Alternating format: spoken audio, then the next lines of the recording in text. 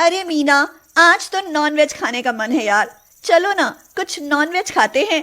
No never, nonveg का तो मेरे सामने नाम तक ना लो। मैं तो प्योर वेजिटेरियन हूँ यार। ओहो, नॉनवेज से इतनी नफरत।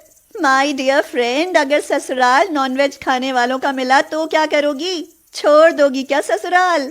हाँ, पक्का छोड़ दूंगी, या फिर सबको वेज खाने पर मजबूर कर दूंगी।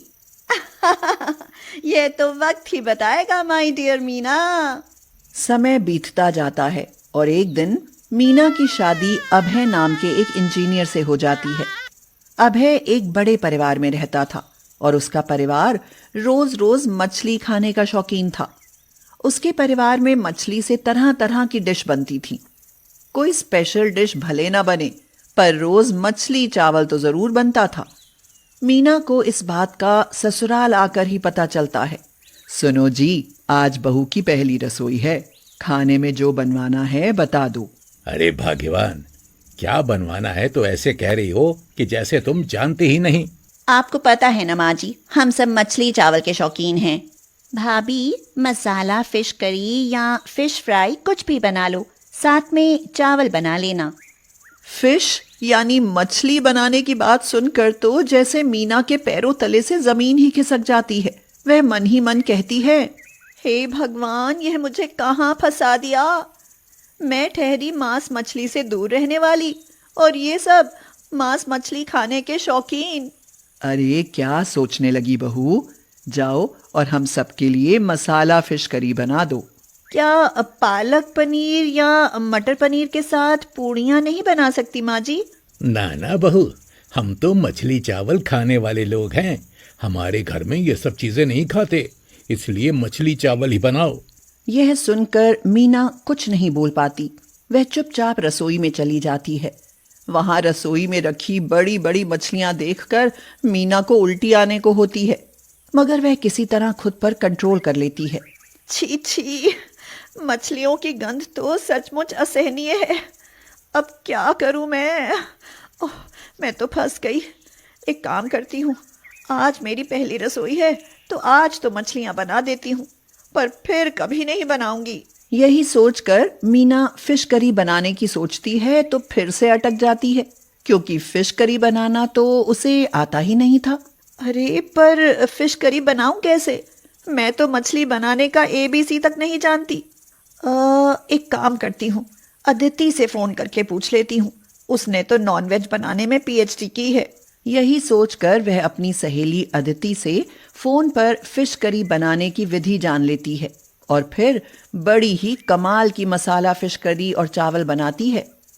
उसके बनाए मछली चावल खाकर सभी उंगलियां चाटते रह जाते हैं। सास लता और ससुर गोपी तो फूले ही नहीं समाते। वाह बहू, तू तो मछली चावल बनाने में एक्सपर्ट निकली। तेरी मसाला फिश करी तो सच में लाजवाब थी। अब तो रोज तू ही मछली बनाना। रोज मछली ही क्यों माँ जी? कुछ साग सब्जियां भी तो बना सकती हूँ। अरे ना ना बेटी, हमारे परिवार को तो रोज मछली चावल ही चाहिए। साग सब्जियां रोटी पूड़ियां तो कोई खाता ही नहीं ना। मीना मन ही मन सोचने लगी। पर अब खाने लगेंगे माँ जी, क्योंकि अब इस घर में मैं जो आ गई हूँ। मीना उसी दिन से अपने ससुराल वालों की जीभ से मछली चावल के स्वाद का भूत उतारने के लिए कमर कस लेती है। वह अपनी फ्रेंड अदिति से तरह तरह से मछलियां बनाना सीख लेती है। खुद शाकाहारी खाना बनाकर खाती है और ना चाहते हुए भी सबको तरह तरह से मछली चावल बनाकर खिलाती है, पर साथ में सबको शाकाहारी बनाने के उपाय भी सोचती रहती है। कुछ तो करना पड़ेगा मीना। अगर ससुराल नहीं छोड़ना तो इन लोगों का मछली चावल छुड़वाना ही होगा।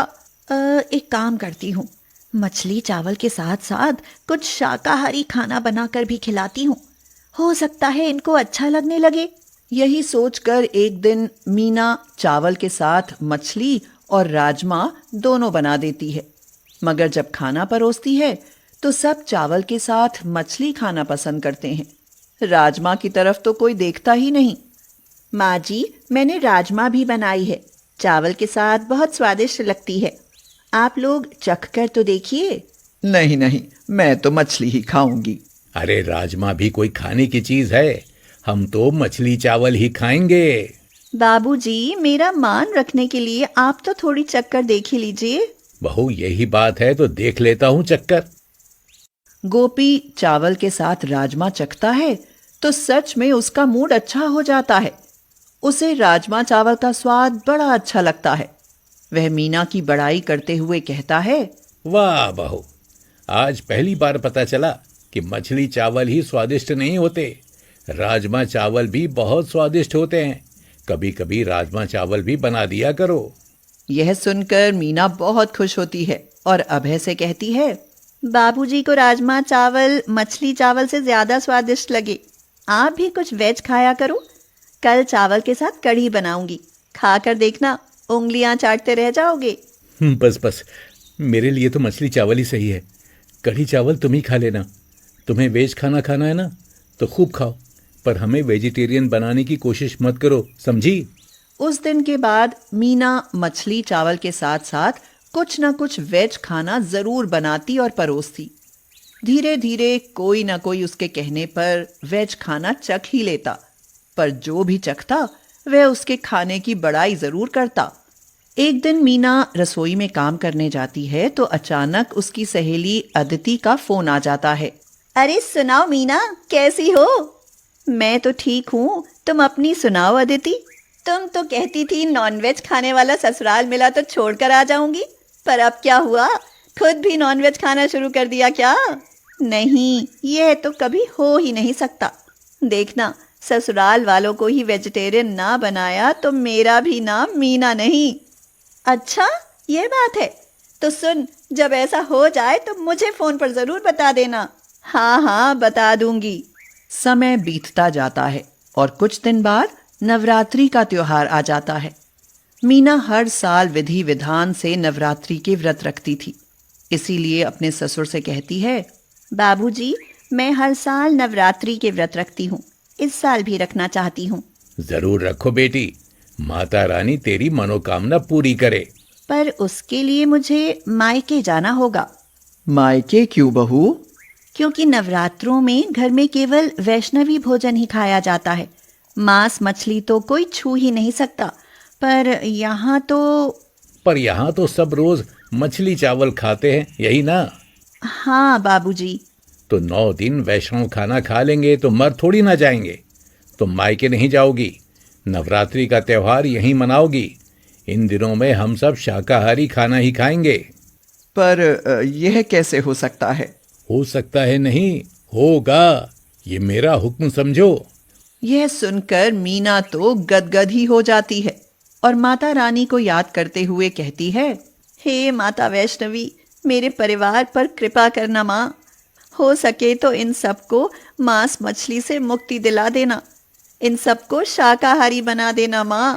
अगर ऐसा हुआ तो मैं समझूंगी कि मुझे मेरे व्रत का फल मिल गया।